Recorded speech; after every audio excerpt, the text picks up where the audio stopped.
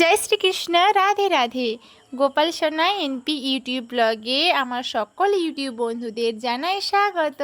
তো বন্ধুরা, ভিডিওটা আসতে একটু লেট হয়ে গেছে, একটু না প্রায় অনেকটা লেট হয়ে গেছে। আসলে কি বলো তো, নানান কাজে ব্যস্ততার জন্য আর একটু নিজের অলসতাও বলতে পারো, সেই কারণেই ভিডিও পোস্ট করা হয়ে ওঠেনি। এদিকে দেখো মানে বাবার বাড়ি যাব, রেডি হয়ে গেছি, ওকেও রেডি করিয়ে দিয়েছি, কিন্তু কখন লিপস্টিকটা লুকিয়ে নিয়ে গিয়ে দেখো পুরো মুখে ঘষে ঠুটে ঘষে পুরো হনুমান হয়ে গেছে।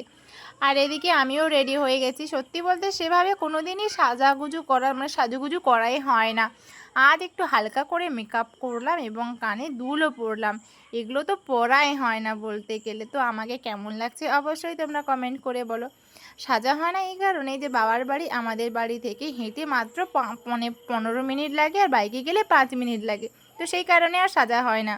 তো এদিকে দেখো আমার মেয়েকে দেখো, লিপস্টিক তুলে দিয়েছে, তো কী হয়েছে, কানে দুটো দুল ঝুলিয়ে নিয়েছে। সত্যি বলতে এখন থেকে ও সাজুগুজু ব্যাপারে এত বোঝে আর জানে যে কি বলবো। কোনো সাজার জিনিসই রাখা যায় না বন্ধুরা, যাই রাখি না কেন সব কিছু নিয়ে সাজুগুজু ও স্টার্ট করে দেয়। মানে সারাদিনটা ওর ওগুলো দিয়ে রেখে দিলে ওইগুলো নিয়েই থেকে যাবে। তো দেখো, তারপরে কিন্তু আমরা টোটো নিয়ে চলে যাচ্ছি। একটা টোটোর সাথে সাথে পেয়ে গেছি, তো চলে গেছি। যাওয়ার পরেই একটু সময় বসার পরে কিন্তু মানে ষষ্ঠী শুরু হয়ে গেছে। আর ষষ্ঠী যদিও বলতে গেলে অনেকটা দেরি হয়ে গেছে, আর মানে ষষ্ঠীটা না খেয়েই দিচ্ছে, আর আমার দিদাও কিন্তু না খেয়েই দিচ্ছে। তো আমাদের ষষ্ঠী তো এরকমটাই হয় যে না খেয়ে দেয় আর না খেয়ে নেয়। তবে হ্যাঁ, এবছর অনেকটা রাত হয়ে গেছিলো জামাইদের আসতে। তো ওর কারণে কিন্তু শাশুড়ি মারা খেয়ে নিয়েছে, কারণ জামাইরা যদিও রাত্রে এসেছিল, তো বলো রাত পর্যন্ত কি আর না খেয়ে থাকা যায়। তো মাসি কিন্তু জামাইদেরকে দিয়েছে খাওয়া দাওয়া করে, আর আমার দিদা কিন্তু বাবাকে আর শ্বশুরমশাইকে দিয়েছে না খেয়ে, আর ওনারাও না খেয়েই নিয়েছে। আর একটা কথা বন্ধুরা, আমার শ্বশুরমশাই শাশুড়ি মা কিন্তু অনেক দিন আগেই গত হয়েছে।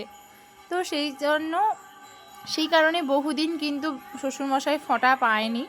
তো তবে তাতে কি হয়েছে, আমার দিদা যে বছরই আসে আমাদের বাড়িতে, আর সেই বছরেই যদি ষষ্ঠীর সময়টা হয় তাহলে কিন্তু ষষ্ঠী নিয়েছে। এই নিয়ে আমার শ্বশুরমশাই আমার দিদার কাছে ষষ্ঠীর ফোঁটা নিয়েছে বলতে পারো 4 বার।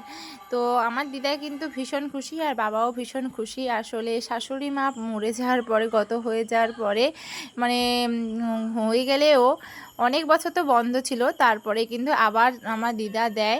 তো বুঝতেই পারছো সবাই খুব খুশি। আর এদিকে দেখো দুটো বাচ্চা, রিজু তো যখন থেকে বাড়ি থেকে এসেছে বন্ধুরা, আর দুজনে মিলে কী করেছে না, পুকুরে পড়া স্টার্ট করে দিয়েছে। প্রায় 1.5 ঘন্টা ধরে পুকুরে জলে স্নান করেছে, আর দুটো কাঁকড়া ধরে নিয়ে এসছে।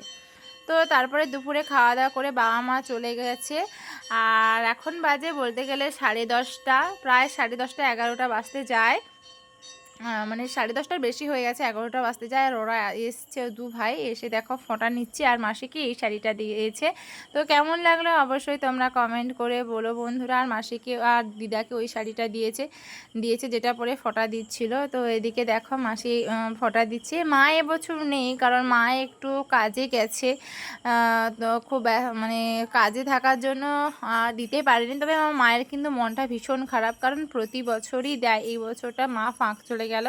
আমাদেরও কিন্তু মনটা ভীষণ খারাপ। আসলে কি বলতো, বাবার বাড়িতে বাবা আর মা না থাকলে কিন্তু সত্যিই ভালো লাগে না। তবে সেটা যদিও সেভাবে মনে হয় না, কারণ আমার বাবার বাড়িতে বৌদি বলো সবাই ভীষণই আমাদেরকে আদর করে, ভালোবাসে। তার জন্য সেই অভাবটা কখনোই হয় না বন্ধুরা।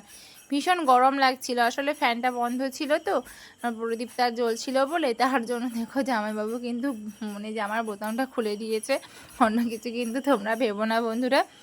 তো বন্ধুরা সবাই, কেউ কিছু মনে করো না, কারণ ভিডিওটা আসতে অনেকটা লেট হয়ে গেছে। তো সবাই খুব ভালো থেকো, রাধে রাধে।